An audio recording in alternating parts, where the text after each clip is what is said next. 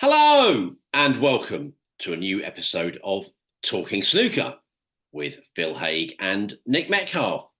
Once again, talking about the game we all love. We are, and after quite a week of snooker, really, in the first ever Saudi Arabia Snooker Masters over there in Riyadh, plenty to talk about from that, including what was a ridiculous final in the end, wasn't it? Quite incredible stuff.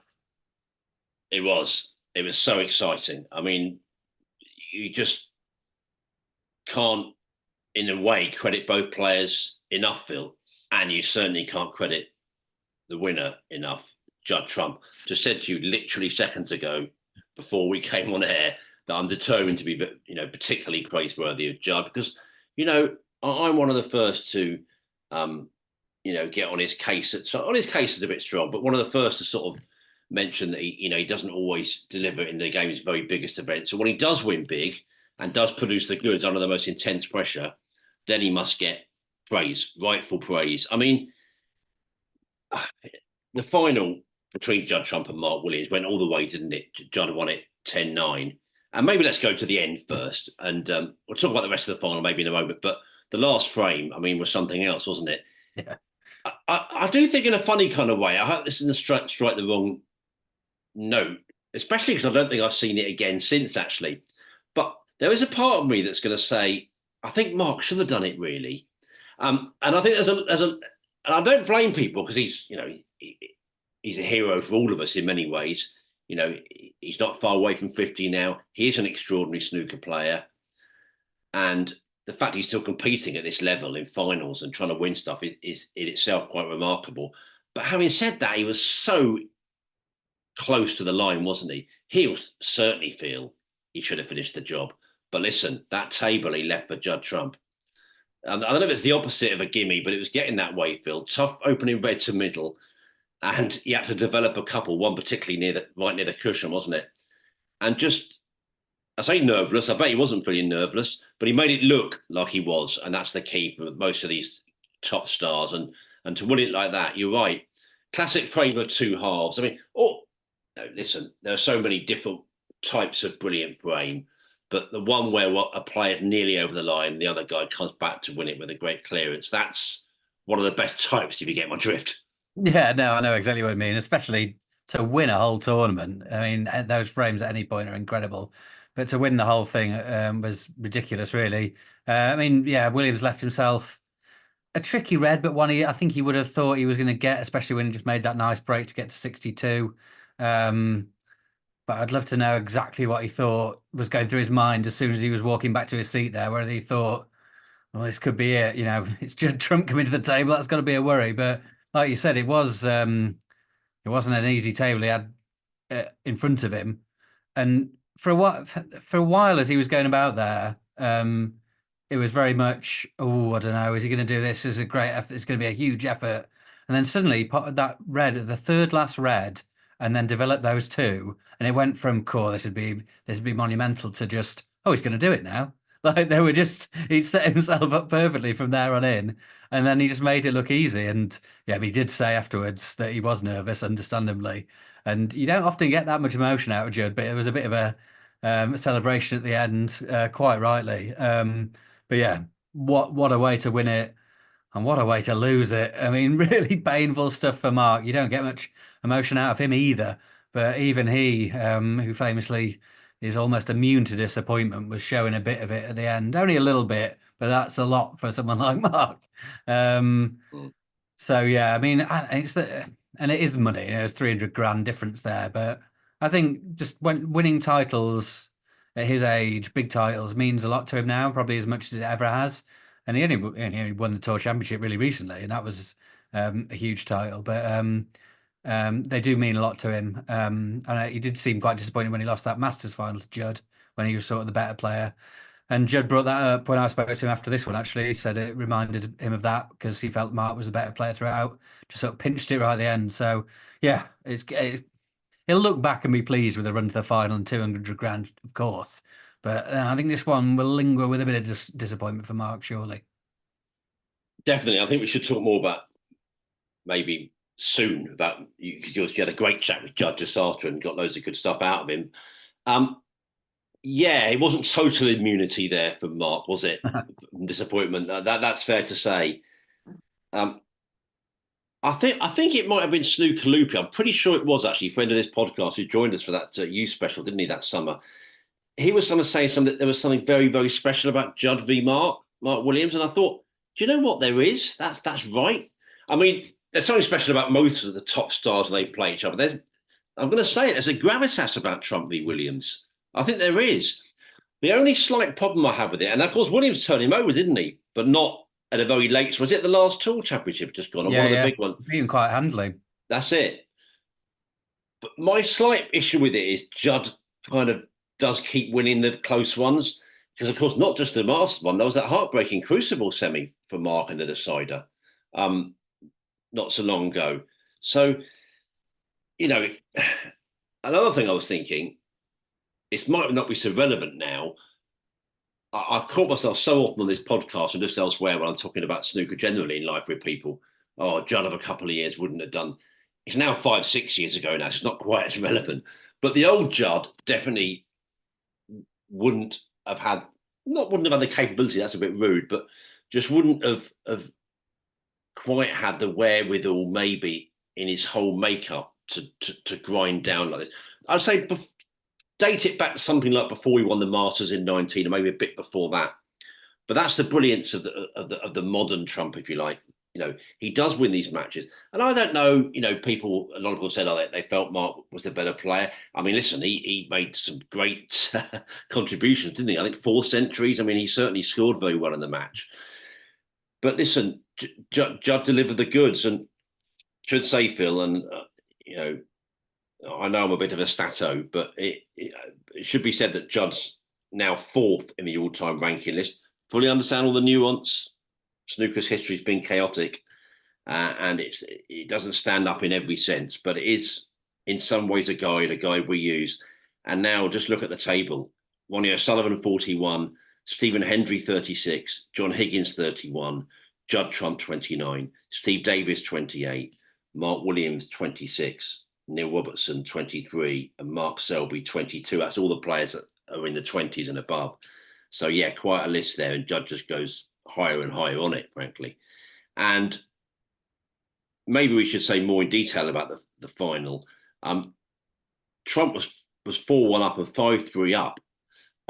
4-1 early in the first session, then 5-3 at the end of the first session, even though Williams made the two highest breaks, a 1-2-1 and a 1-3-2. But looking at Williams' social media, you know, Phil, and reading between the lines there, I don't think he felt he played that well, aside from those sorts of breaks. And, you know, he was a lot sharper in the evening. Williams, really good start, winning 3 of the first 4 frames to get to 6-6, helped by a break of 101. He then went 7-6 up. And I thought it was a massive frame, the next one. Williams was in first. I think he made 20 or 30. I was almost crossing minds, maybe not run away with it, but is he getting himself in such a good position here that Trump won't quite have enough to come back? He was on a roll, momentum. Some may disagree with that, Phil. We know that, but we think it exists, don't we? And Trump then got back in. 76 to go 7-7, and then a 65 to go 8-7. If it sounds like great scoring, it sort of was great scoring. It was to and fro. It was great stuff to watch. If you didn't see it, you know, it really was a treat. Williams made it 8-8. And then fired in his 4th century of the final. I mentioned the 4 centuries. His 4th was a 1-3-8 to go 9-8 in front. I always think it sounds obvious, but it's that 2 chances rather than one thing. We saw it with Kyron and Trump a few weeks ago, didn't we, in China? This time it was Williams needing 1, but it didn't happen for him. Trump made a 90 for 9-9, and then we had that epic decider with Trump winning it. I'm going to forget what it was now. I saw a really good line about how long it had been since the last decider in a ranking tournament. Long time. Yeah, it was Trump against Allen in the Grand Prix. That was it. That's 2 it. years ago or 3 years ago? No, nearly. That was soon after. Was that soon after the Masters final that Judd won against Mark? I think it was. I think it was that either that month or the month after, Jan or Feb 23, I think. Yeah. Yeah. So, I mean, weirdly, that one sort of, even though that was a dramatic finish, I don't think it was a great game. Yeah, that was it. January 2023. Yeah. 10-9 in the Grand Prix final. But that was sort of the peak Alan sort of slugging it out in slow Oh motion yeah, version. So I don't think it gets remembered as fondly as this final will get remembered, to be fair. no, that's right. Beautiful snooker player, Mark Williams. I already feel guilty about saying that bad thing about him. Uh, he should have done it. I already feel bad. Penance will be served. Beautiful snooker player, and that will never change. He's just a joy to watch. But in his own way, of course, so's Judd Trump, and we just, as I say, must be showered with praise. And Phil, maybe it's time to go back now. And well, when we were last on air, we were just before the big guns came in, the biggest guns, and the last 32 stage. Well, I have to be honest, and I'm, you'd have to trust me on this. Sign of the cross might help. I did, I did cross my mind that Judd would win 5-4. When Wu Yiza missed a sort of early one, and then a red really rattled in the jaws, and I thought, oh, I nearly texted a couple of people. I must admit I didn't, but it did cross my mind. But Judd had to do it, and boy did he do it well. Because the 4-0 seemed to happen so quickly. I wasn't really Yeah. tuning in that afternoon. I watched an awful lot of Paralympics, actually. I think I was more tuned to that. Had a quick look. 4-0, really? I didn't think it, I thought it had barely started. But then, and I saw a bit of the chat in the interval. It was like the punditry team were like, yeah, just Judd hasn't really arrived, missing balls, just so odd. But then what a difference. Breaks of 56, 101, 61, 89, and 55 to win it. Wu Yiza barely scored a point. He didn't score a point at all in the last three frames. That was just brilliant from Judd. And I tell you what, Phil, some of you did put pen to paper on. I can't believe anyone that knows this game would have been disagreeing with you saying name on trophy. I know it was flippant, but such an element of truth to it. We say it time and again, a get out of jail match. This is Trump's one. Elsewhere at that stage, then, Neil Robertson beat Mark Selby 5-3, breaks of 115, 114, 82, and 69 from Robertson. Brilliant from him in that match. And then Zhao Xintong beat Mark Allen 5-1, another result I've highlighted. Allen not got going at all yet this season, actually. We talked about David Gilbert's good form so far this campaign. Well, Gary Wilson had a top win against him, beating 5-2. Looked a real banana skin that for Gary, but he overcame it well.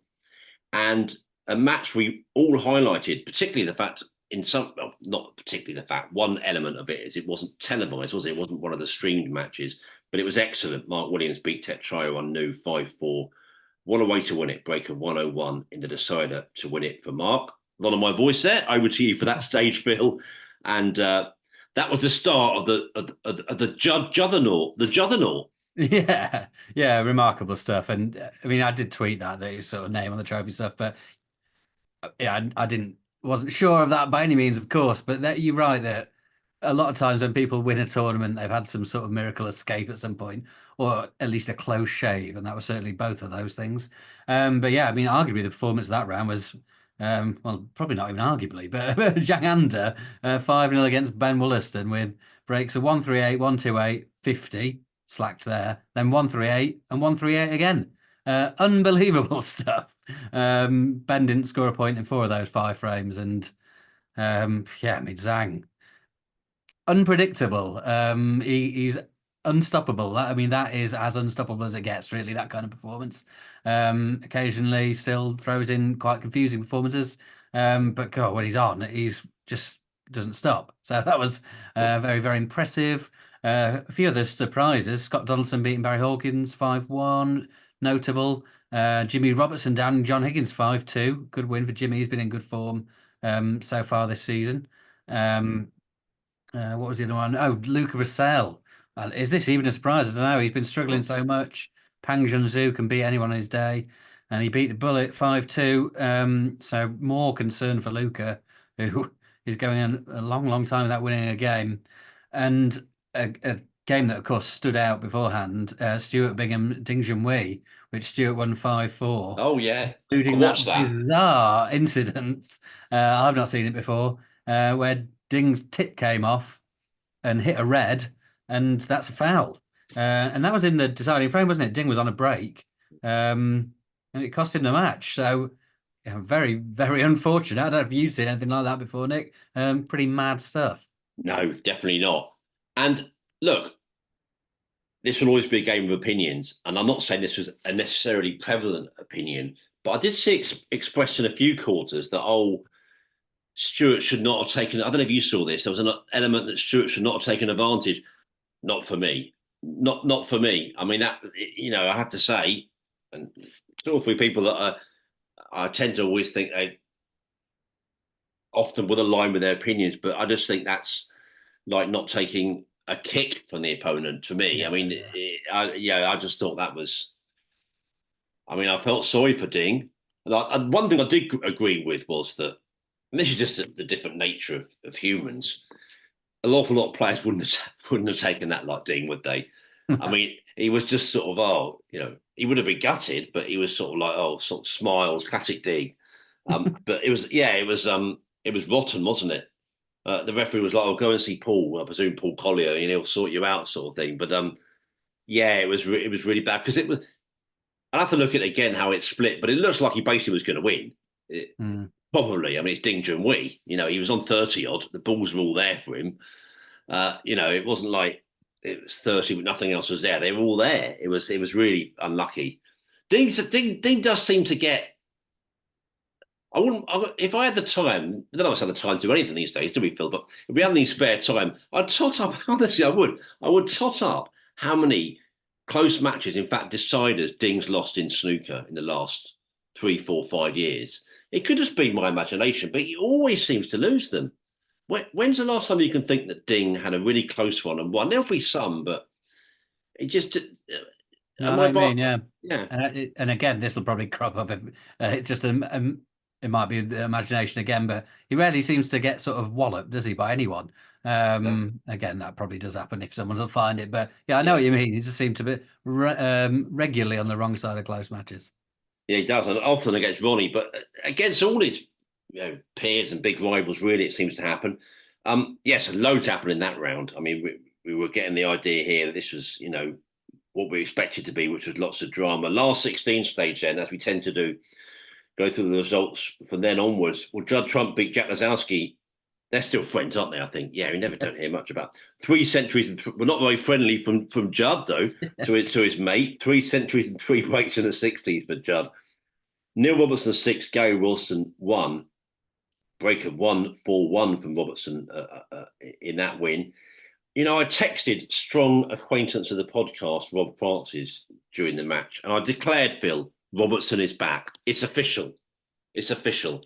He's really good against Selby, actually, in terms of scoring, Mm. but honestly, he was brilliant against Wilson. He just dismantled him. But I don't think Gary did much wrong. I'm not sure Selby did much wrong in the game before, actually. I saw quite a bit of Neil, and I thought he was. I mean, he might not be quite back, but he's getting there. Yeah. He looked really, really strong. Sean Murphy 6, Elliot Slessor 3. Good win for Sean there. Zhao Gudong 6, Scott Donaldson 5. Well, that was great finish from Zhao, 69 and 1-2-3 from 5-4 down to win it. Ronnie O'Sullivan 6, Zhang Anda 5, breaks of 87 and 78 from O'Sullivan in the last 2 frames for victory in that match. That was a really exciting one. Mark Williams 6, Stuart Bingham 2.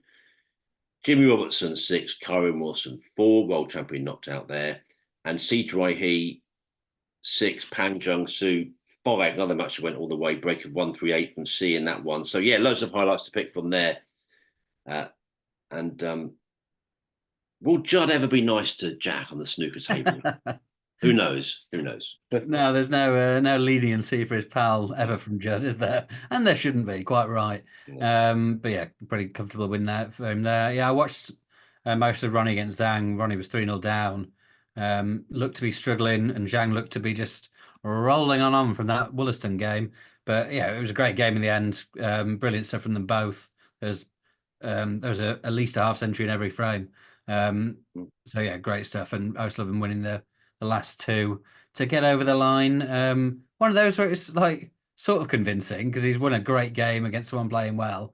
But also you expect so much from him, and he expects so much from himself. He was saying he wasn't playing great afterwards, struggling. But yeah, no, it was a great game to watch though for sure. And yeah, I think there was less sort of surprises in that round, I suppose. Again, Jimmy Robertson again carrying on. He should have we came very close to beating Kyron in the previous tournament, didn't he? And then to get over the line there. very impressive. I think he had some struggles with a tremor, didn't he, or some health struggles in the previous season, dropped down the rankings a bit, but clearly back to his best now. I'm actually speaking to him this week, so hopefully I'll have an interesting interview with him to come in the days to come. But yeah, no, less surprise in that one. Went more with the form book, and then we had a very interesting quarter-final lineup. Which shall I just carry on there? I mean, it ended Yeah. sort of unceremoniously, actually, for Jimmy at that point, 6-0 to Mark Williams. So it sort of fell off a cliff a bit there. Judd Trump beat Neil Robertson 6-3. Sean Murphy 6, Zhao Xintong 2, and probably the highlight, again, I watched some of this. C Hui 6, Ronnie O'Sullivan 4. And I really thought C was absolutely brilliant in that. Um, we've seen him semi-finals of the World Championship, beat Mark Williams at the World Championship again this year. Final of the German Masters. So it's been coming along nicely, but this felt like another real breakthrough performance. To have a big win in a huge tournament late on against Ronnie O'Sullivan. And looked really, really good doing it. Brilliant break of 82 in there. In the last frame after O'Sullivan had 1-2 to really claw it back at him. So I was really thoroughly impressed with seeing that. And yeah, even though it sort of that was as far as it went for him, another good step towards, getting towards the top of the game for him. Absolutely. Sorry, if I seemed a bit distracted there, I was I just thought I must mention for our and we're getting so few YouTube viewers now, Phil. We might as well just send a video to each one of them by, like it's ridiculous. I mean, honestly, I mean, we'll be taken off air if we don't start boosting it soon. But what I want to say for the handful of people that do watch in that way, it's not just two of us, is it? Again, we got a third bloody character here. Yeah, Abdi's got quite used to his sort of few viewers on YouTube, so the cat's back again. I'm sorry if you can hear his purring on the microphone, but he likes the attention. That would never be said about us, of course. We don't like the attention. That would never be labelled on us. Yeah, you're right about C. I didn't actually see too much of that myself, but the scoring leaps out. Breaks of 87, 60, 50, 96, and 82 from him. And I'm often struck by the fact that some of the biggest judges in the game are talking him up so much. I think Alan McManus, during Sheffield, around that time, I think, was sort of saying this guy, he really is potential world champion. I mean, he should have got to that final when it really made me think, actually. Listen, these things move quickly. We could be having a very different conversation in 18 months' time. Luca could be right back in the ascendancy and C dropped off a bit. But it's funny that in the time since that epic match, it's sort of, I mean, Luca will be glad a million times over he won it. But it's funny how the loser of that match has sort of progressed in some ways more than the winner of it, if you get my drift. Not that, amounts to a great deal. That's just part of the funny sort of nuance of the things you see when you follow sports, month in, month out, year in, year out, like we do type thing. But I'm not, I've got Addy. Ever since Addy said we're good at rambling better than anyone else, that was a bit of a poison chalice, that comment. But yeah, you're right that it was a great performance from C, and yeah, victories there from Sean Murphy, Judd Trump, and Mark Williams, as you referenced, into the semi-finals. Superb match, Judd Trump 6, Sean Murphy 5. I watched quite a lot of that. I've got to say, scribbled it down here. So much credit to Sean. Judd threw everything at him. And I kept sort of thinking, got to be 6-3 now, isn't it? Probably. I think so. Sean's played all right, pretty well at times, but Judd's then, this is going to be 6-4, isn't it? Got to be. That's it. Judd's playing too well. And Sean kept hanging on to the extent he thought, is he going to pull this bloody off? But Judd obviously did go over the line. Superb match. That was just a proper old entertainment. That was the Friday afternoon, wasn't it? Smashing. And then Mark Williams, a bit more comfortable in the other one, beating C, He 6-3. And that left us, of course, with the final of Judd Trump 10, Mark Williams 9. But yeah, word from you about, but particularly the Trump and Murphy semi. If the final was good, that was, also shorter match, but absolute cracker. Yeah, really good. Yeah, Sean's playing really well, isn't he? Final in the first tournament of the season in Shanghai. Actually went out a bit early in Xi'an, but turned in that one amazing performance against Jamie Clark where he just battered him off the table. And then semi-finals here, he just lost to Trump in Shanghai and Riyadh. So, I mean, I was going to say you wouldn't be surprised if there's silverware on the near future for the magician, but with Trump just being ridiculous, I mean, it's hard to predict that for anyone else. But yeah, Murphy's playing well and looked good there. And yeah, narrowly losing to Trump in this nick is no shame at all. And yeah, the other one, I think the problem we see at the minute, which is just classic young man, is his all-round game is not quite there. Even when he was beating Ronnie, and Phil Yates was being sort of quite brutal about his safety game, just saying it's pretty bad. And that's probably why he's not stringing results together enough, because eventually one of these guys will catch you out with that, and Mark Williams more than capable of doing that. So yeah, when C develops a bit more of a tactical brain, a more advanced safety game, then he is going to be very, very, very dangerous, because he's already very dangerous without that. So yeah, you're right. With the way you hear people who know a lot more about snooker than us talk about, Mark Williams was talking about how when he had a funny line, didn't he, saying about when he's going to be hovering round table 28 in his Zimmer frame, C will be dominating the sport. So yeah, no, he's very, very highly regarded. And like I said about Murphy, losing the semi-final to Mark Williams, no shame there. And £100,000 in the bank and into the top 16. So a good weekend for him. Oh, very much so. And yes, I love that with Mark Williams, classic comment. But part of me thought, who are you kidding? You'll still be getting the finals. The way you're going. But yeah, it's yeah, I was interested by what a few players said. We knew it was going to be so different anyway, completely different to the World Championship, even though it was a similar makeup in format terms. You mentioned it last time. I heard Judd say it was so different. I mean, from quarters in Sheffield, I think you do play every day actually, but before that, you're all manner of days off here, there, and everywhere. Judd was saying very difficult, not very difficult, very different type of rhythm there in Sheffield. You're recovering from matches, you're in downtime, you're thinking about the next one. This is sort of bang, bang, bang. And I'm not entirely sure where I'm going in terms of what that might have meant for C, but part of me thinks it can't have been easy on some levels to keep playing brilliant players every day. Do you know what I mean? Mm-hmm. It's like, oh, you've done one tonight, man. You're going to bed. Well, oh, you've got another superstar tomorrow to play. And it feels like might have been the end, but that's hard going, isn't it? Yeah, because his run before, I mean, Williams and O'Sullivan were the big ones, but he had a tough one from the start. He started with Jimmy White, who's actually been playing some good stuff recently, and Graham Dott, Tom Ford, Pang Zhu. Oh God, yeah. Before he's even played Ronnie, he's done that is tough stuff. So yeah, very impressive. I mean, he beat Dot 5-0 in that game that they played in the fourth round. So yeah, I mean, if he'd run out of steam a bit, and that would have been a huge high to beat O'Sullivan, to come down from and back up. So yeah, you're right. The rhythm of the week and the fatigue, because that's tremendous work from him. It really is, yeah. And we say hats off to him for a good run. We say hats off to Mark Williams and the hardest of hard lines for coming so close. That's a pretty brutal one, actually. He's one of those guys he's won such an immense amount. That it's not quite the same as a guy that's not been there and done it type thing, but still a hard one in many ways. And of course, congratulations to Judd Trump.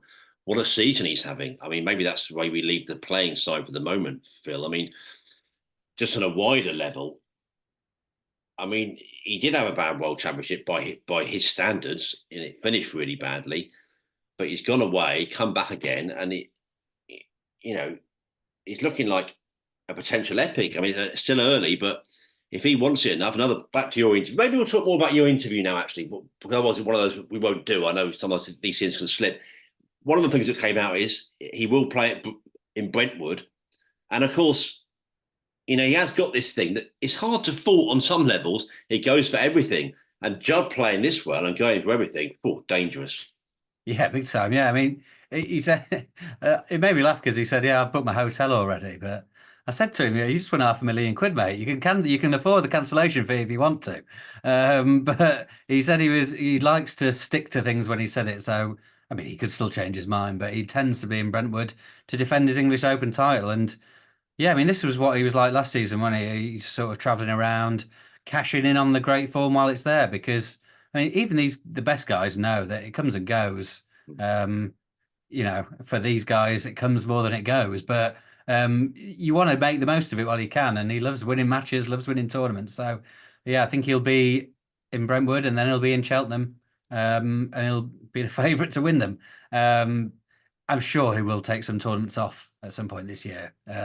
He's going to have to, because even in sort of the first half of September, he's played a lot of snooker, a lot more snooker than anyone else. So I'm sure he'll have to sort of tailor his season to an extent. But yeah, he wants to keep going. He's sort of jet setting all over the world, because he was saying about he's got a girlfriend in Hong Kong now, so he spends a lot of time there. Obviously, the traveling China, Saudi Arabia, back here. So he'll have to look after himself at some stage in terms of getting some rest in. But yeah, I think he's making hay while the sun shines at the minute. Yeah, in every part of life, and so he should, because he's genuinely just having the most marvelous start to the season. We say well done to him, and we say, in terms of the on the table action, that's our chat on snooker's new fourth major in Saudi Arabia for now. And you are listening here to the Talking Snooker podcast with Phil Haig and Nick Metcalf.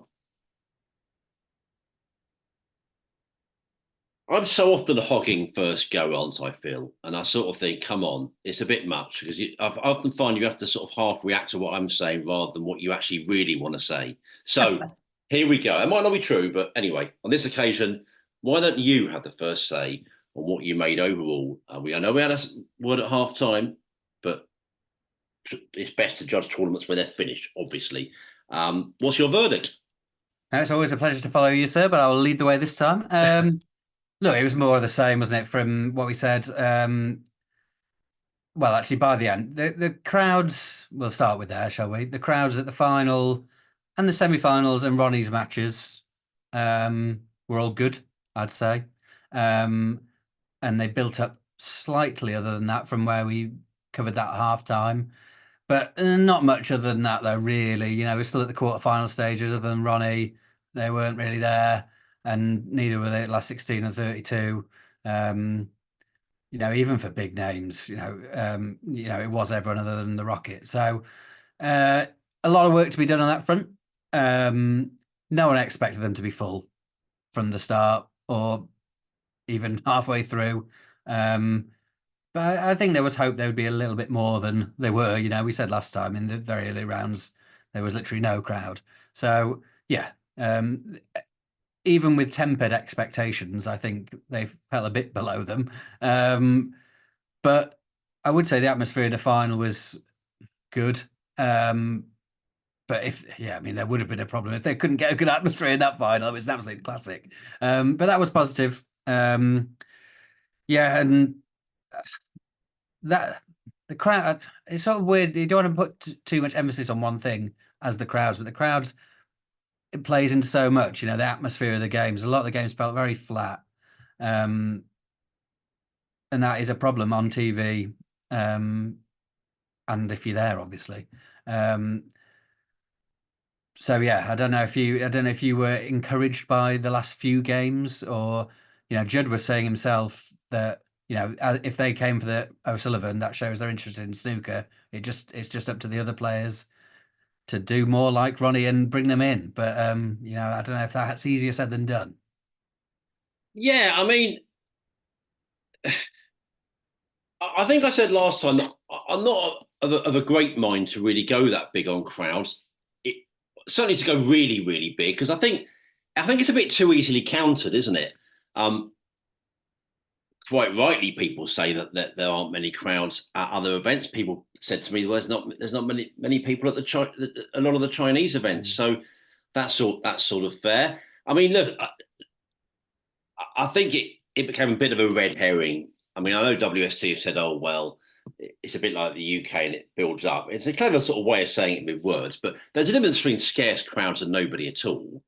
I mean, there's nobody at all at this. I mean, yeah, people came towards the end. I accept that with Ronnie, quite right, and a few more towards the end. But yeah, difference between like a couple of dozen, as you sometimes get at home nations, and nobody. And literally, I said before, you're watching matches and there's a few people in the crowd, 3 or 4 there, and then you look at them and you think, well, I actually know that person. That's a photographer I know. That's an old mate of mine. And you sort of think, that's not really a crowd, is it? Anyway, so yeah, I think it did, it did slightly improve. But I'm a bit loath to go that big on crowds. Perhaps we'll move on and talk about another issue, which was, the television coverage. I felt it was toned down from March, and as it went on, and I was tuned to quite a lot of the Paralympics, particularly late on, so there would have been elements I missed as well. But I was thinking, have I now been too kind? Has it really toned down? But people were reminding me of some ghastly elements in March, really, and I have to say that business at the end with Eddie Hearn and that was awful stuff, really. And we never had anything like that, I would say. So it was toned down, but still not enough, I don't think. And I don't think a lot of the stuff sounded that realistic, if I'm brutally honest. And I have been watching and listening to sports coverage all my life religiously. So, that doesn't make me a Bible by any means, but I think I'm a pretty good judge now at my age of what sounds realistic and unrealistic. We put a clip up just to say, Phil, of a presenter and pundit at the end of the tournament saying again how wonderful it will be and how the global media presence was enormous there for the final. And it's fair to say we have had a lot of reaction, the vast majority expressing discomfort with it. That has to be said. And I have picked 2 people who worked in the industry and for a long time, and therefore I think maybe better placed than many to judge media content. And the sports broadcaster George Riley, who covered snooker for many years as a presenter and commentator, said that's just nonsense and a little irrelevant. This is his comments on Twitter. Being spoilt by your host is an entirely different thing to achieving genuine media cut through. Well, Ben Coley at Sporting Life, I think a top voice of sport, one of those characters that I think on many occasions feels like part of the conscience of sport, said, as a very basic guide, if something really is great, you don't need people who are paid to be there telling you it's great. So that's maybe my bit on TV coverage there. I'm a bit worried. I don't want too much of one voice or the other. So back to you for now, Phil. I thought it was toned down, but I think it could be toned down a fair bit more. No, it was. You're right. It was much more. I think you used the word advertorial of that first tournament, and it didn't feel so much like that. It's not just TV coverage; it's all the other stuff. And I don't really have a problem when World Snooker or Matchroom or the Saudi the people who put it on in Saudi are pumping out in social media, and it's all the players saying lots of nice things because they're there to promote their event, and it would be weird if they didn't do all that on that. I find it less, necessary when you just got the snooker pundits on the screen doing that all the time, because they're there to really sort of report on the snooker and talk about that. I don't know why it's quite so necessary to bang on about it with those guys. But I suppose they're promoting the tournament as well, so it makes sense to an extent. But yeah, I didn't find it overwhelming. I didn't find it quite so obvious as the previous tournament. So look, I think I do try and be fair on this because we've obviously made it clear that we have misgivings about this tournament. I've always said I'm for it overall. And I do want to treat it like I would other tournaments. Like if we went to put a tournament on in Finland and and all the pundits were saying how great that was and what a nice place it was, then I wouldn't have a problem with that at all. But they wouldn't do it. But they wouldn't do it, Phil. That's the thing. Yeah. Well, maybe they wouldn't, but maybe not to this extent. Well, they haven't done, have they? We've seen. I don't know. Maybe you watch as much snooker as I do. Have they done with Germany? Yeah, I'm not saying we don't get a bit of it. We do, but non-stop. I've not seen that. Well, I'm not saying it is non-stop. Actually, as I say, it was toned down. But yeah, To my eyes, we haven't, but you know, Yeah, well, I think it's you get sort of what you pay for, don't you? Because when you get the tournaments in Germany, we're often there's no studio, there's no people there really. I think it's a lot of the time the commentators doing it from home, or from studio. Sorry, not from their home, but from home, the UK. And so there's no chance for that to happen because the production's so much cheaper. Um, so yeah, I mean that's not a criticism of any of the other tournaments, but I suppose yeah, on that front you're right. Then it doesn't happen because they're not there to even do it, whereas they are in this one. But yeah, I didn't have a massive problem with it this time. I thought it was toned down. that was a fair point. And yeah, and also it's important to say that I think you generally are more supportive of this than I am, and that's fine because we're not joined at the hip. We have different views, and I was only talking about this the other day with somebody that whichever two people talk about snooker, it's but important to express one's own opinion, and that's what I hope. I know we do. I know I made some comments last week about the general sort of element of, oh, this has been brilliant. The hospitality is great. I have to say, one very cheeky snooker fan, one of my favourite people in the game, said to me it should be called the Well Looked After Open, which is a bit naughty, really. But I mean, I said I thought that talk was irrelevant. I, I'm not alone on that. And do you know what I did do, Phil? I had a look at some of our best writers, and friend of the podcast who was on this summer, Kevin Garside. Well, this is what he said about Ronnie O'Sullivan, saying how well he was looked after at the March tournament. Um, Ronnie O'Sullivan said, "We've been treated so fantastically well. The players have enjoyed it. The hospitality has been fantastic. The culture here is fantastic." This is Kevin Garside's words. Well, of course it is, Ronnie. You are doing your hosts a service just by being in Saudi Arabia. You normalise it, and they reward you for it. I mean, that's it. That's it, isn't it? In a nutshell, from Kevin Garside, in my view, that's my view about it. And I suppose, to me, talking about being well looked after, I don't know whether it feels like a sort of naive thing or even a little bit disingenuous. And I've been thinking of an extra element to this in the last couple of days. And I honestly have to ask anyone that was there talking endlessly about hospitality, how can you honestly be surprised? I mean, I wish someone had given me a call. I would have told you what it was going to be like beforehand. I've been going to the Middle East most of my adult life. I mean, I think, did you expect it to be like a tatty car boot sale from the 70s with like bins turned over in the corner, half-eaten sandwiches, wallpaper peeling off in the dressing rooms? It was always going to look the part. So I just think endlessly banging on about that, I just think it's a funny look. But I did actually speak to two or three fans, big fans of the game, on this particular point the last couple of days. Said, "Am I being unfair?" And they were like, "Well," and they did say, "Look, I don't care." They all said they don't care really, and that's the thing. And one person said to me on social media, "Well, they're not trying to impress you. They're trying to earn a living." And I think, well, they're saying it like they're trying to impress us. That's the thing. They're saying it exactly that way. They're not saying, "Oh, this is the night's hospitality," and that's sort of like just, like a throwaway thing. They're trying to impress us. But listen, Phil,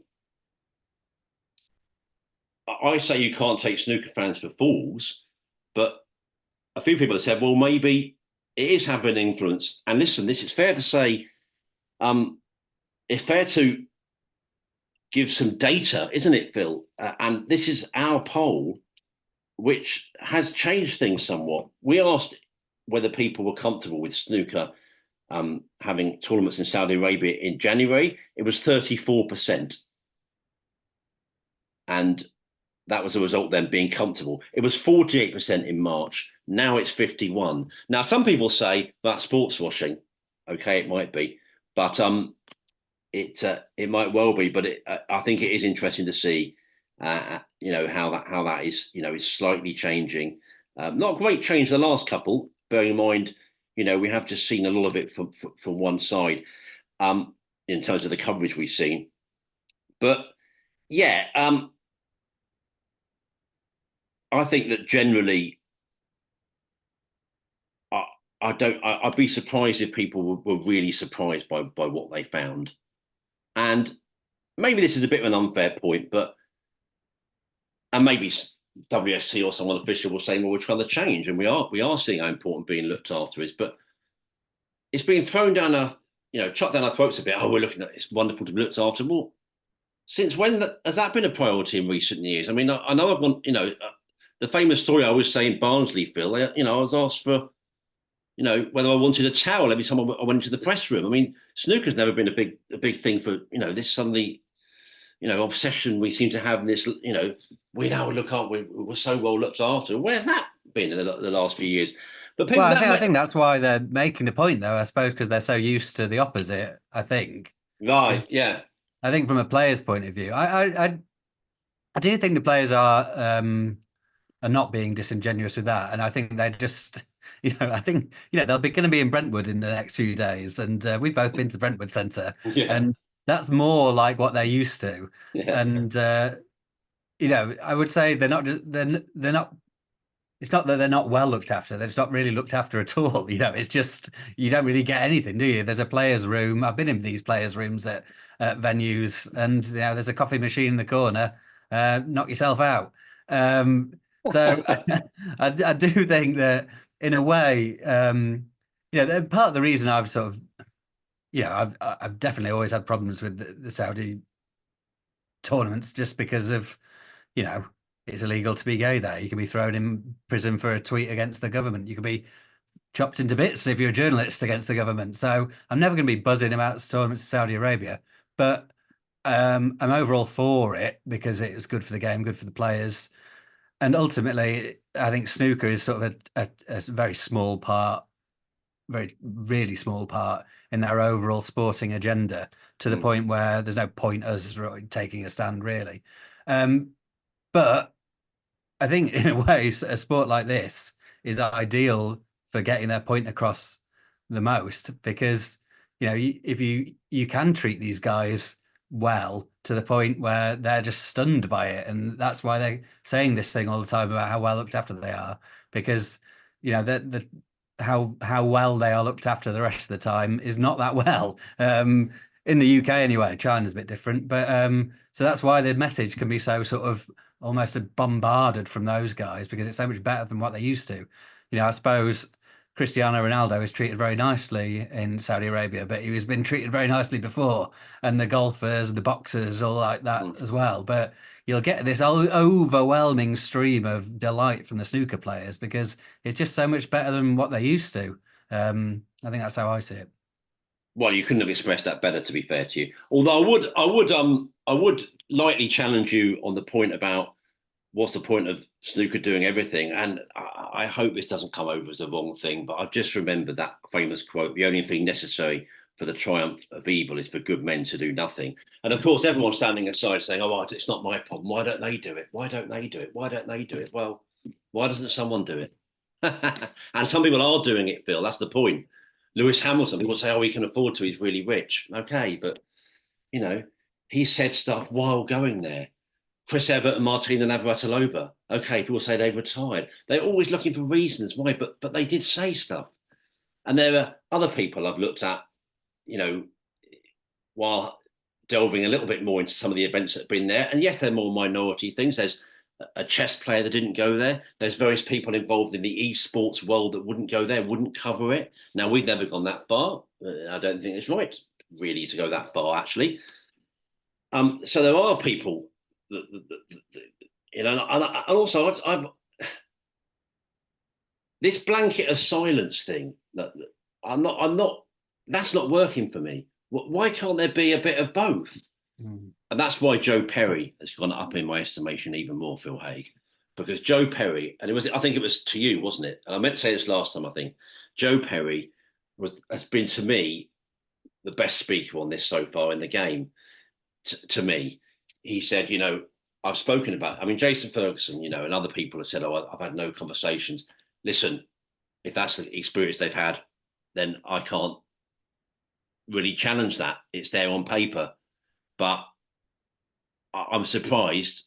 And Joe Perry said, "Well, no, there have been conversations, quite a lot of them, and we don't agree with a lot of things that been. I'm not. He might not have said it quite like that. He said, "I'm not saying we do agree, or I'm not saying everyone likes it." And I thought, well, that's a bit more what I want to hear, not just this lip service stuff about being looked after, and you know, and okay, you say from the players, what about the pundits? It's all wonderful here, all been looked after. I think, well, okay, what about maybe voicing a little bit of the other side?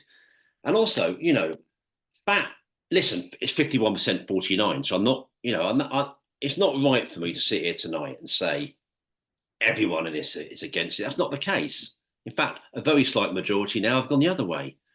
But there is certainly a lot of discontent still. And, we don't want to go on the 52, 48, 51, 49 route. You know where I'm going with this. There's a lot of discontent from the other side. And that doesn't seem to be sort of recognised anywhere either. And yes, WST's job is to promote the game, but it just seems like they're sort of ramming this bloody thing down our throats. Why don't they go there with a little bit more, like, I don't know, calmness, or a little bit more decorum? Tread lightly. I said to you, didn't I? Use that line Walter White famously used to hang on Breaking Bad. I said that to you in a conversation we had last week about something else. Why are they treading more lightly? Maybe people will say, "Oh, you're being incredibly naive, Nick. You can't tread lightly when you're trying to sell a tournament. You need to go over there. You need to go in there, all guns blazing." But yeah, anyway, and I think we hear a lot of stuff about, the fans are so important. We heard it during COVID, during the pandemic. We've heard it other times, and yet on this issue, when a lot of fans, not everybody, but a lot of fans have spoken very clearly about their disappointment, we've heard almost no acknowledgement about that from those in charge of the game. Have you heard anything really from Steve Dawson? Bits, in fairness to him, bits, but not really, And there we are. I thought that's after that's a lot of my voice. That might be the ultimate example of a lot of my voice there, Phil. And No, we both got in there. That's fine. And I sense it was a lot of waffle, but I hope there was 2 or 3 sentences through the waffle there that did come over and make some sense. Yeah, no, absolutely, and I agree completely. There's so few issues. This has been just going to get a bit deep here, but the world and society in general, it sort of makes you believe that everyone is so black and white, black or white on everything. Social media is so bad for that. Everyone has to think something's the best or the worst and join one side or the other. And there's always light and shade. There's always shades of grey, and that's definitely where I've always been on this. I think I said from the start, wasn't thrilled about that first tournament, but if it made this happen and the whole tour could benefit and the sport could benefit, then I'm on board with it, with still having a lot of misgivings about anything happening in Saudi Arabia due to things I mentioned just before. So, and I find it hard to believe that people can be all one way or all the other on this. There's too much going on. So yeah, I agree that it would be nice to hear more people in the game sort of at least having a little nod to the other side of the argument from what they believe in. But I think that about almost anything. So that is certainly not restricted to snooker or this issue. Exactly. I don't think we need to spend an absolute mountain more on this. One thing I would say, of course, and this is not getting the violins out because we've chosen to be in this game, but I really have felt, and particularly during this event again, you can't actually win on this. So whatever you do, so you just got to do the path you want. I mean, we've had people say to us, "Oh, you've got to keep the politics out of this. It's just sport," which I never bought, by the way. I didn't buy that when I was a 9, 10-year-old boy watching the Los Angeles Olympics and knowing that the Russians, the Soviet Union team weren't there. I'd never bought that. And you can bet your bottom dollar that had we not been, so stringent at times, if we had totally got behind this event, people will be on our case big time. They'd be saying, I don't know if they go as far as sellouts, they're saying that, but they'd certainly be saying, "What are you doing? Why aren't you holding snooker to account? Why aren't you, behaving, like journalist type thing?" That's what they'd be saying. So it's difficult to win, I think. The way this is the way I saw it. I reckon the tournament had a free run for the first 3 days. And I began to get a bit antsy when our German friends at the Total Clearance podcast started noticing and noting the non-existent crowds, and they even went to air with an episode about it. And I messaged you actually and said, should we be doing something here? I didn't really want I and we to go that early, really, but I think we did on a Monday because I just felt it was a free run. I felt all it was a load of advertising really going on and very, very few dissenting voices. I don't think that's appropriate. That's the way I saw it, but I think it was more sort of balanced, hopefully, as it went along. I don't know if there was quite the widespread media attention that you might have imagined. I mean, Sporting Life's Chris Hammer insists, and he's one of the, I don't know many people that know social media trends and understand them better than that man. He insists there was far less interest than there would be for the game's sort of traditional biggest events. I know the newspapers that I work for over weekends weren't particularly interested. Now, part of that is a specific thing in our game now where the deadlines are being moved forward, but I sense it was a bit more than that as well. But, you know, I don't mind the fourth major tour. People were quite surprised, I think. Maybe that's quite perverse from you, but that doesn't bother me. I mean, I like majors. I like peak weeks in sport.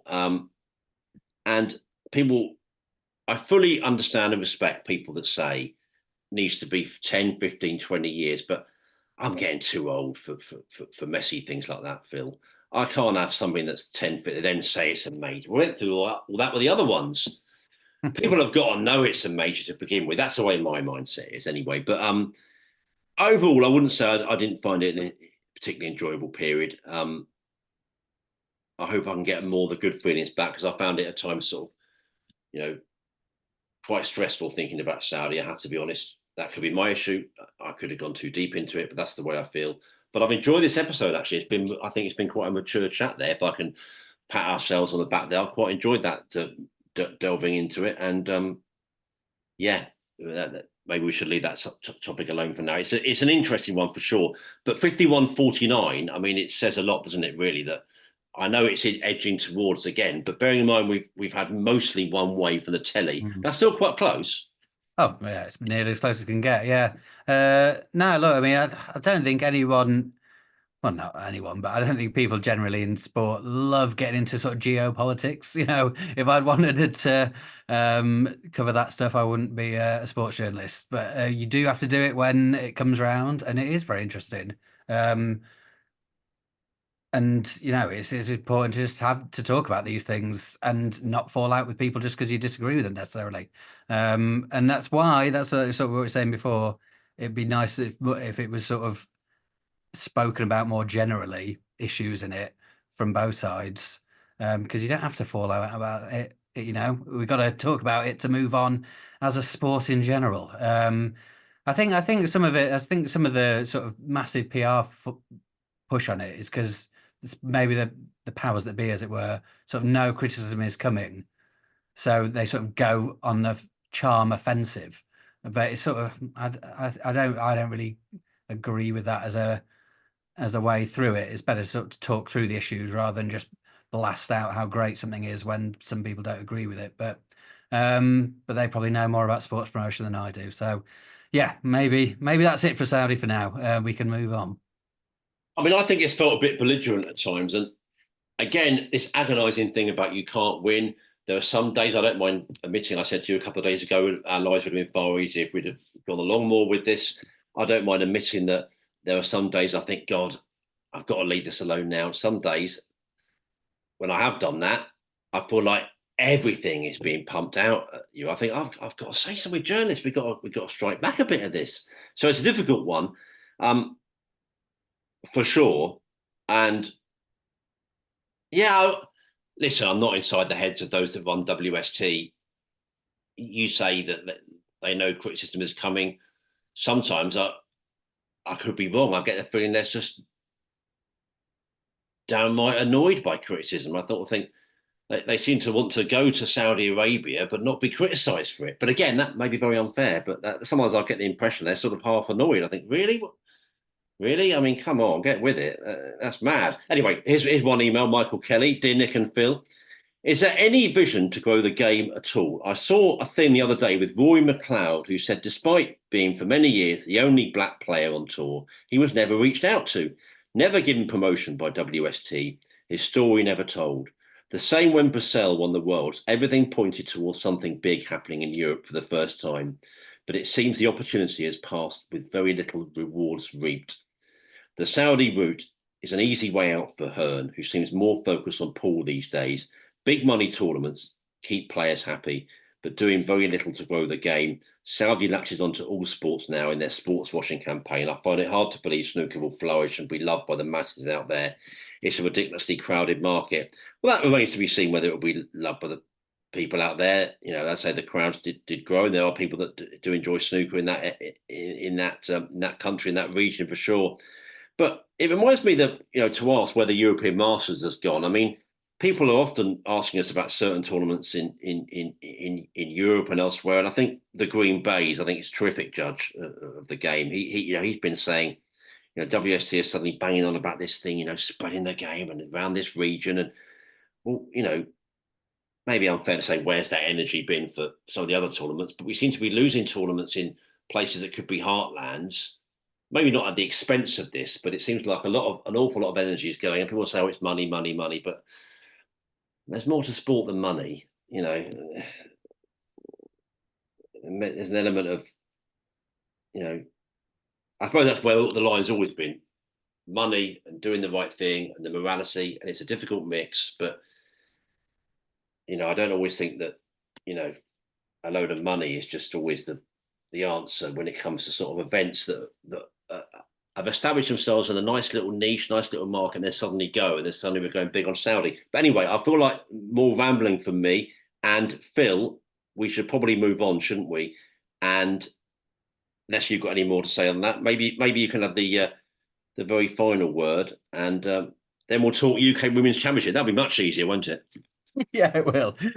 Yeah, no, I agree. I think that's what is sort of hard watch for people when you see the crowd so small there. When there's been all these exhibitions in Finland where there's thousands of people there, and they have them in Bulgaria and Hungary and stuff. And you think, well, could we go there where there's clearly a lot of interest? But I mean, it is down to money, I'm afraid. I mean, that is it. These tournaments, they would have tournaments there if people could put them on and make money out of them, but they clearly don't think they can, or just can't, and that's why we've gone where the money is. So, yeah, I mean, it would be much more palatable for most people to see tournaments spread to places where it's a grassroots from the bottom up interest in snooker rather than from the top down. But money talks. I loved your bit about not falling out, by the way. And were that only to be the case with Brexit, eh? Without going too deep, because families fell out. Families fell out, didn't they? Let's not beat around the bush. I mean, families did, not just friends, and that shouldn't have happened, really. And although I like social media more than most, particularly Twitter, my corner's always been all right. But I know there are wider issues. Of course, I'm not that naive. But I do wonder whether one thing social media is to blame for is the sort of opinions game. Because this could be rose tinted, but I don't remember sort of 15 years ago, maybe beyond that, being that bothered about other people having different opinions. I don't remember it being that much of a troublesome thing. But now you find yourself going through life a bit. Maybe it's a bad reflection on me to open up and say this, but it's like, oh, that person says this bloody thing. I don't agree with it. I think, well, does that really matter so much? Partly, I think it's because we're showered with them, aren't we, every day? So I don't get too philosophical, especially this time. No, I like it. But partly, I think we see so many more opinions than we used to. In the old days, we just had our friends, our family, people we saw, maybe people on the phone, whatever. But now but I do find we're too generally annoyed by opinions these days, and maybe we shouldn't be. Yeah, well, I think social media, especially Twitter, I'm convinced is like the worst place, the worst forum on earth for sort of debate and conversation. Because a lot of the time you see an opinion on Twitter and you'll act like you just said there, just be annoyed by it and immediately go off someone. If you were sat in a pub with that person over a pint and they gave that opinion, you'd just talk it through and you'd probably come to some sort of middle ground, or you'd agree to disagree and someone would get the next round and it'd be all right. but Twitter especially is just the pits for that kind of things, and that it just creates division more than being social as it's supposed to be. But yeah, again, we're getting off the snooker a bit. Yeah, we are. But it reminds me of that thing I love, which I often think, doesn't happen all the time, but sometimes it does on Twitter. You have people with the opposing views. I can't believe it. Absolute massive hatred. And then it sort of goes through, I hate that word hate, and I've just used it.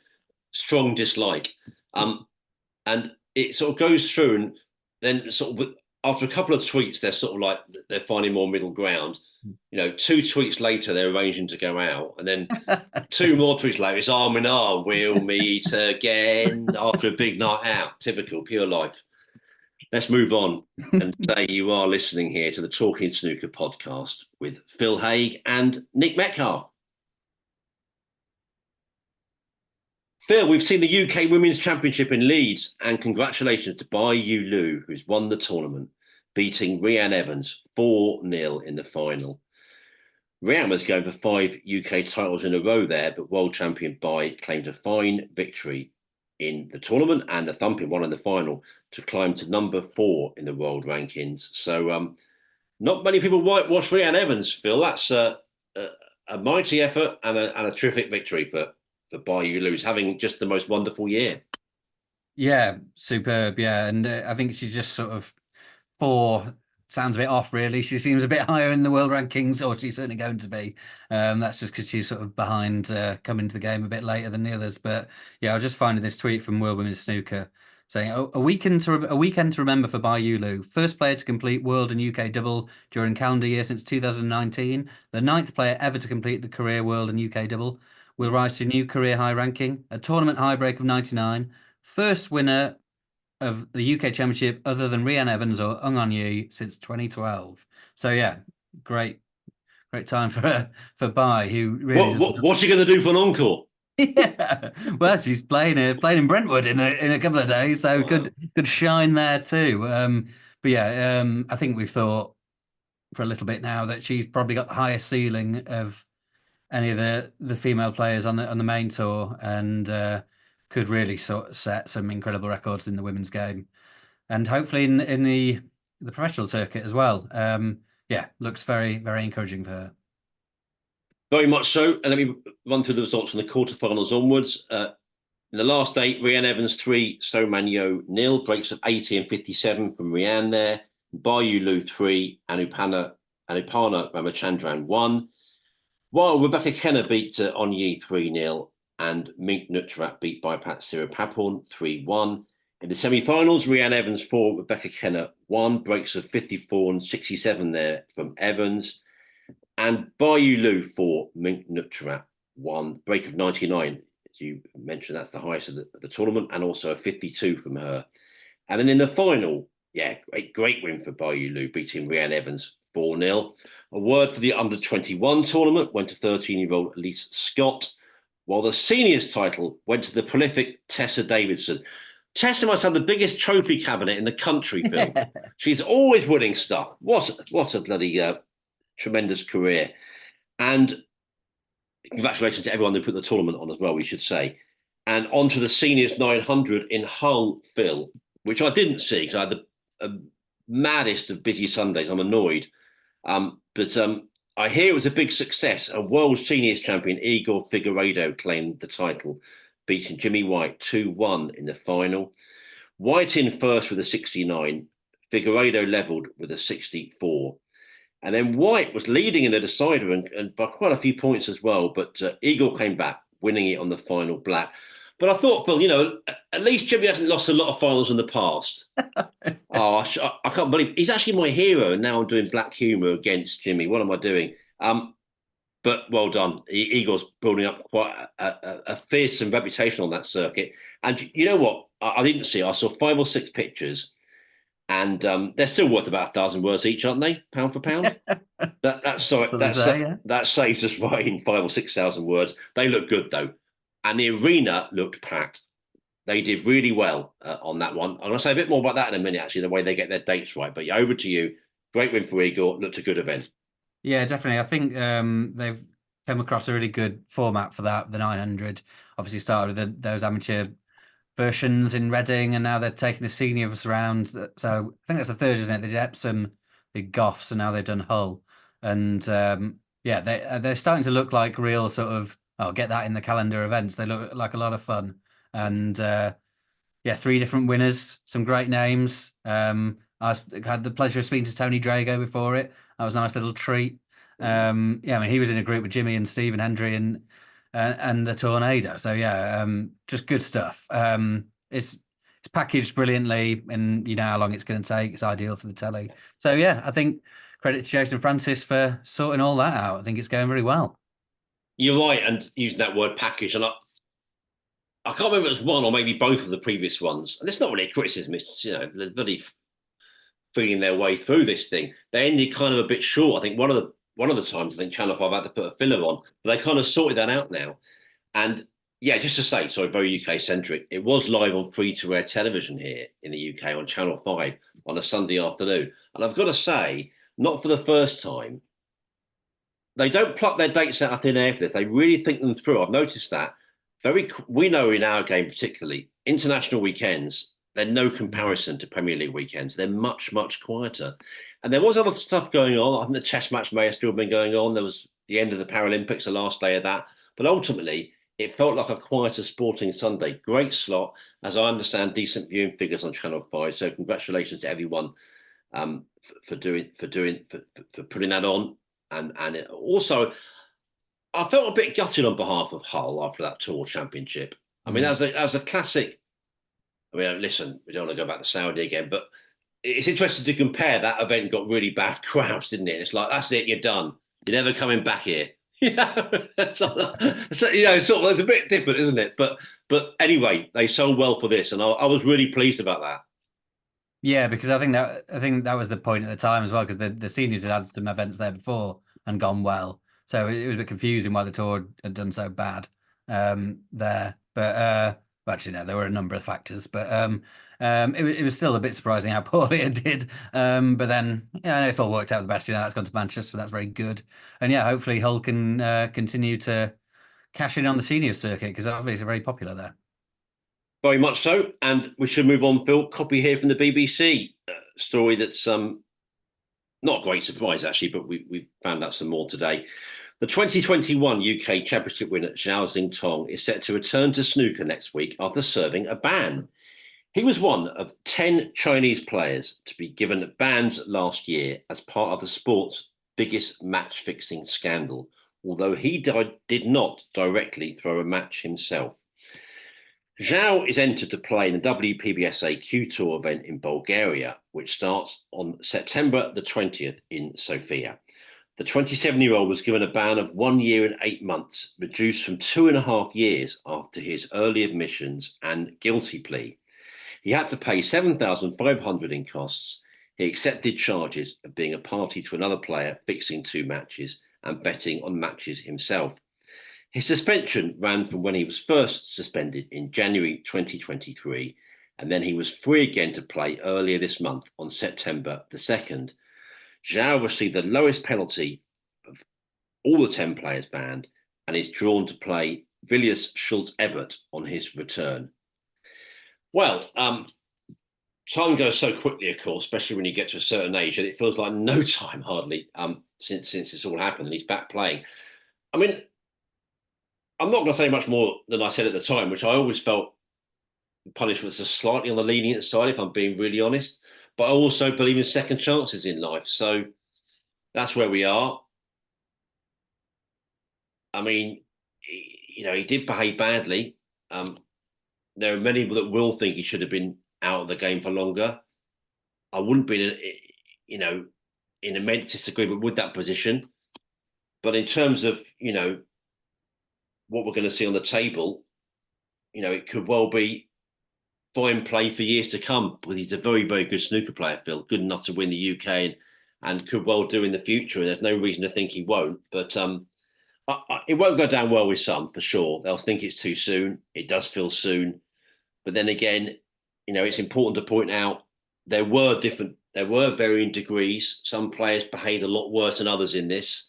He was one of those that behaved the least bad, if I'm saying that very bad English. So, yeah, again, there are no easy answers in this episode, are there, Phil? Another one here that another one to tackle. But yeah, he's back, and I say we're a sport. Wider than that, we're a people. I think most people believe in second chances, don't they? And I think in this case, that's about right. It might be soon, but I also don't think he should be you know ostracized forever either, because I don't think that does anyone any good in terms of sort of rebuilding reputations, chance to amend for mistakes. This was a really bad mistake, but a chance to amend and repent, and let's hope that's what he does. Yeah, of course. Yeah, I mean, it has flown by. It's ridiculous, actually. And yeah, I remember thinking at the time that maybe they got, like you said, they got the punishments reduced a bit. So I think maybe the original ones were probably more appropriate. That's in my opinion. But then you're just haggling over a few months here and there. Like, if it had been an extra year, we'd have probably been sitting here saying the exact same thing. Oh, it's flown by, hasn't he come back quickly? So, and that's really the only difference. I don't think he should have been gone for years and years and years. Other than the other ones, that did get lifetime bans or very, very long bans. Yeah, I was on board with them going for years and years and years. But yeah, no, it's going to be a very interesting narrative, though. We're obviously not going to see much of him because he's just playing amateur stuff. But it would be no surprise, given his quality, if he just romped through some of this amateur these tournaments and was back on tour next season. So, we could be seeing him in professional tournaments as early as whenever the Championship League starts next year, July. And I mean, it does help that he was always a very likable character, wasn't he? So I think people will be more liable to get on board with him and not treat him as harshly as they maybe would other players who'd found themselves in this situation. Because I've met him a few times, spoken to him, and he comes across a very nice young chap who clearly did something very badly wrong. But I think overall he'll be. If not welcomed back, but certainly allowed back without too much resistance. It's happened before, hasn't it? Chow Yu-Peng came back on without too much fanfare or the opposite of fanfare. It just sort of happened, didn't it? And he was there. So I'm sure the same will happen. But yeah, it's going to be very interesting to see how he does on the Q Tour, though, because a lot of very solid, very good players in there. If he goes straight back in there and starts winning again straight away, very impressive.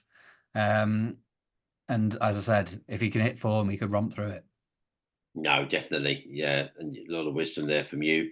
So yeah, Zhao Xintong is making his way back into the game again after his ban, and well, this is such a busy episode. Of course, we've got another big tournament, Phil, the English Open, coming up. Tournament begins on Thursday morning in Brentwood. Now, the format of Home Nations events has changed this season to a tiered draw. There'll be 8 rounds across the tournaments with the world's. This is a copy from our friend Michael Day at Turkey Snooker, by the way. The world's top 32 not entering until round 3, the last 64 stage. That means the top players now have to win through 6 rounds for the title instead of 7 under the previous format. Players seeded 65 to 96 face players seeded 97 to 128 in round 1. With the winners of those matches playing seeds numbered 33 to 64 in round 2. The winners of those round 2 ties then meet the 32 top ranked players in the last 64. Now, the matches at the last 64 will be at the main venue, and generally the ones before that, rounds 1 and 2, sometimes referred to as qualifiers. Michael's covering both bases here, very clever. Some people are still annoyed about that, aren't they? They seem to get very annoyed about what you call them. It doesn't really matter, I don't think. But anyway, in this occasion, they're all going to be at Brentwood. To chuck in one extra bit of nuance to that confusion there. Not confusion, one extra bit of nuance. In fact, that couldn't be clearer, that copy. But it's all slightly new again. Lots of things changing with various tournaments this season. But yeah, all going to be at Brentwood. And so, yeah, new format. And you've been taking a look at some of the early matches to look forward to in Essex. Well, yeah, before that as well, they haven't really publicised this as much as maybe you would think they would, because there's actually been quite a substantial increase in the prize money as well, which is the kind of thing they usually would rightly advertise. But it was, what was it last year? It was a total of 427,000, and it's up to just over 550,000, which is a pretty significant increase. Winner getting 100 grand now, and it's gone up throughout the rounds. And of course, there's a last 96 round now, which there wasn't before. So the winners of the very first round are guaranteed 1,000 for that. So yeah, no, encouraging stuff though, for the players there. Bit more to play for, but yeah, I mean, there's no point going through the later rounds too much because there's too many either ors. But there are a few games in that opening round that caught my eye. Just talking about the women's game, Rhiannon Evans against McNutcherat in the first round. So one of those guys would be through, and I don't know if two of the women have played each other in a pro tournament yet on the pro circuit. If they have, I've forgotten. So that might be a bit of history there. And then a couple of young guns playing here. Liam Pullen against Anton Kowalski. I think that'll be interesting. Liam Davis, I've been keeping an eye on him because I think he's been getting stinking draws so far, even in the tiered one. He played Marco Fu, which is, he's sort of weirdly down the rankings, even though so good. So he is playing Amir Sakosh, so that'll be an interesting test for him. Gong Zhezhi, who's this 17-year-old from China who looks as good as any of these teenagers that are doing so well at the minute. He's playing Michael Holt, so good test there. Louis Heathcote, Yulin Boyko caught my eye. And the aforementioned Bayu Liu playing Dean Young. So yeah, I mean, she'll be full of confidence after Leeds. And all these games, this is the beauty of the tier system. All these people are playing people they will consider beatable and winnable ties. So that'll be interesting to see how she gets on there against Dean Young. Brilliant. Look forward to those matches, and yeah, absolute crackers there. There's one special guest as well that's going to be turning up, Phil, which is a nice little touch. It's me, actually. I mean, could guests get any less special than that? I've dutifully paid up, as I did last year, £16.50 a ticket, Phil, which I think is very good value. I'm not happy about the £1.60 transaction fee. I mean, that's across all forms of entertainment, really, to be fair, rather than just snooker. But listen, that's a bit mad as a percentage of that price. But anyway, so it's £18.10 overall, £18.10. It reminds me to say again, we're often, when we talk ticket prices, I'm as guilty as the next person, I would say now, we tend to be fixated on the very big events, and namely the Crucible. And they're going up so much. Well, it's dreadful value now. And listen, not dreadful value, but it's very expensive now. It's going away from the working man and woman. And listen, Sheffield tickets are very expensive now on a lot of levels, actually.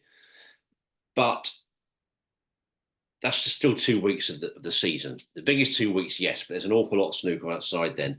And actually, £18, and I tend to see quite a bit of sport around and about on a fan level as well as media, and I like to think I know the sort of price of tickets and stuff. That's pretty good, isn't it? And I mean, loads of stars. I mean, that's really good value. Whichever way you sort of you spin that, that's very good. So I'm really looking forward to that. And that's the thing about the home nations, Phil. Say it time and again.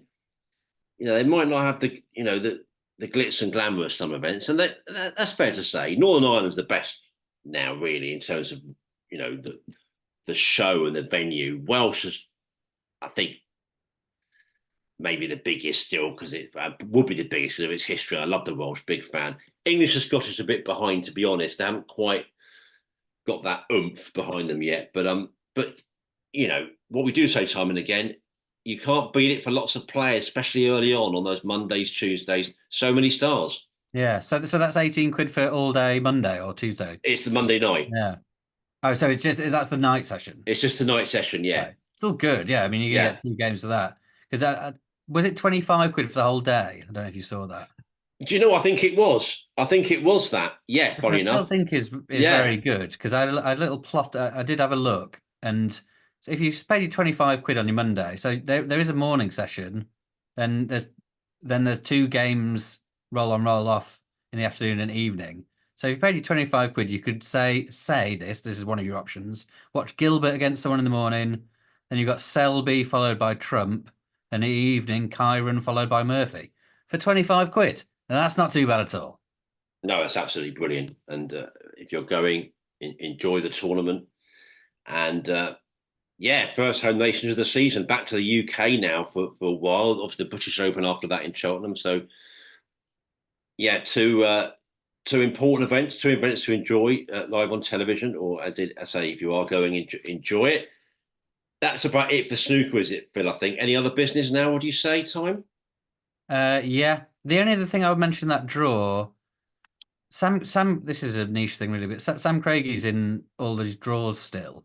But as far as I'm aware, he's had a quite serious operation on his neck, and he's going to be out for the foreseeable time. So, it just seem that if you've got Sam Craigie in second round draws, you've got to buy to the next round for a little while. So yeah, that's just a little bit of information. Yeah, no, exactly. Wish Sam well, of course, and well, any other business then, and got a bit of a habit developing, I think, of sort of reflecting on other sporting matters. Got to say, congratulations to everyone involved with the Paris Paralympics. What a memorable games. Do you know what? I saw this from a couple of people, Phil, I meant to say, involved. And I really get this. And I took it on the chin myself, actually. It's something I was guilty of. They were saying that they're a bit tired of people saying it's inspirational all the time. And I thought, I'm a bit guilty of that. But I did honestly think also in my own head that there was times I was genuinely putting that aside and thinking, this is just great sport. I mean, some of the wheelchair basketball I was watching, the table tennis, the tennis, it was just brilliant, compelling sport, covered brilliantly by Channel 4. They did a marvelous job. I think there is something about having a different broadcaster. BBC would do it well as well, I'm sure, with many of the same people. There's something about having the energy of a different broadcaster come in after the Olympics, a couple of weeks later, and do it differently, or with their own team. Some of the same people actually. Claire Baldwin does both, and of course Rob Walker did a lot of commentary, didn't he? On particularly on the athletics, I think, during this games, and maybe the ceremonies too. So listen, Channel 4 did brilliantly. Congratulations. Elsewhere in sport, where the US Open tennis has now come to its conclusion. NFL is back. I enjoy the opening weekend of games. England didn't seem to treat a test match all that seriously, Phil, and lost it to Sri Lanka. International football, I was saying to you, I know you've been working tonight. To me, it's basically been a yawn-a-thon. But that's the kind of trade-off, as tournaments, when they arrive, tend to be unmissable. So it's the bit outside the 2 yearly tournaments that are more of a struggle generally. But anyway, that's enough about me for sports and now. And in particularly, catch your eye aside from all the snooker. Well, yeah, I mean, I agree on that because those international breaks at sort of this part of the season come around once a month, aren't there? There's one in the middle Yeah, of October and one in the middle of November, and yeah. just no one wants to see any of these games. It's just bad I'm stuff. really surprised they haven't tried to cut that down to two, aren't you? Yeah, it's dreadful. And people just getting injured, so it just ruins everything. Um, and I'm not one of these people that just obsessed with the Premier League, obviously supporting Barnsley. I'm not just worried about Martin Odegaard's ankle and things like that, but they're just bad games most of the time. But yeah, no, what else have I watched? I've been just watching a lot of snooker, really. I did enjoy the Paralympics, you're right. I don't watch a lot of tennis usually, but I did watch Jack Draper in the semi-finals in New York and him being sick all over the place. And it was a very mammoth effort from him to get through that game, even though it was handily beaten, but I was impressed with him. But yeah, no, I was actually away. I had a few days in the Derbyshire countryside last week, so I was I should really have been sort of focusing on that. But I was watching as much snooker as I could in my spare moments, but not a lot else. But I am after Old Trafford on Tuesday, as I said I was going to. That's all sorted, so looking forward to that. Yeah, Manchester United Barnsley coming up in the league. Have a great night. That genuinely will be smashing. To Barnsley going there for that game. Enjoy that, sir. And I've got to say, Ray Reardon with Michael Parkinson still on the iPlayer. Won't be there for much longer, but if you want to watch that, that's still available on that service. I hope you allow me a little bit of a side. I think I might mention in our last Christmas special, the one gone and the one before that. Colin from Accounts back on, Phil, season 2. Brilliant. Absolutely loved it. So funny. So funny. Made me laugh out loud so often. and at times really moving too. So that's a great watch if you fancy delving into that. That comes with the Metcalf guarantee. Money back, Phil. Money back if you don't like it. We got another voice next week, haven't we? The broadcaster Rod Studd will join us on this podcast, and he normally sits on the fence about everything. So I just want to say, just come out with a bloody opinion. Do you think we'll get one out? I mean, we might, Phil. I think we'll tease one or two out there. Yeah, yeah. What a voice from well, darts I know from mainly, but obviously a range of sports, Super League, and he knows a lot about snooker as well. So looking forward to that. It should be smashing then. Yeah, exactly. I feel like I've used the word smashing a lot in the last 10, 15 minutes. I wouldn't mind a shilling for every time that I've done that. You've got that face on you that says we chatted long enough, especially if I'm onto shillings. That's always a sign that things have gone a bad way. We'll go. Good episode, I think, and hopefully people enjoyed it. Bit of a long one, I know, but lots to talk about, and lots more questions, of course. David Coulthard wrote a nice piece, actually, very good balanced piece, I think, talking about more questions and answers. There are more questions and answers about nearly everything in life, of course, Phil, but the Saudi issue will continue. I know that Rod Stubb will have a view on that next week, but in terms of on the table, Judd Trump, what a star! My goodness, he's dominating the season already, isn't he? And I say there's no stopping him. There is stopping him because he doesn't win every week, but he's not far off. If he doesn't win, he gets to finals and gets deep. He's just when you think you mix his brilliance now with the mental side that's so switched on, digging in and quite often winning when he's not at his best. It's a hell of a combination, isn't it? Yeah. I mean, there's been talk about the rankings and sort of the Saudi Arabia skewing it too much now and putting him too far ahead, but I don't think it's too much question that he's the best player in the world at the minute. So, not many complaints now about that. We'll see if it takes someone to win 3 tournaments and him to lose first round. He'll still be number one. Maybe that'll be a problem then. But at the minute, yeah, no complaints that he's at the top of the tree. Definitely. I salute you and say, see you next time on this podcast. Thanks for your company, and I really enjoyed chatting, and I really appreciate a lot of your wisdom on Saudi that I think will help me personally and not just in a sort of media sense. Thank you. No, that's a pleasure, and the same to you. It's always good to chat these things out. And yeah, but at the same time, happy not to talk about Saudi for a little while after this one, and we can focus on the English Open.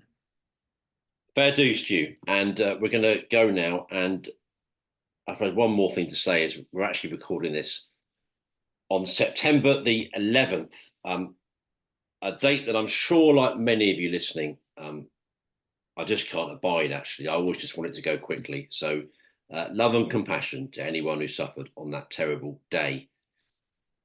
Thanks for listening to Talking Snooker. We'll be with you next time. From your old friends, Phil Haig and Nick Metcalf. Cheerio.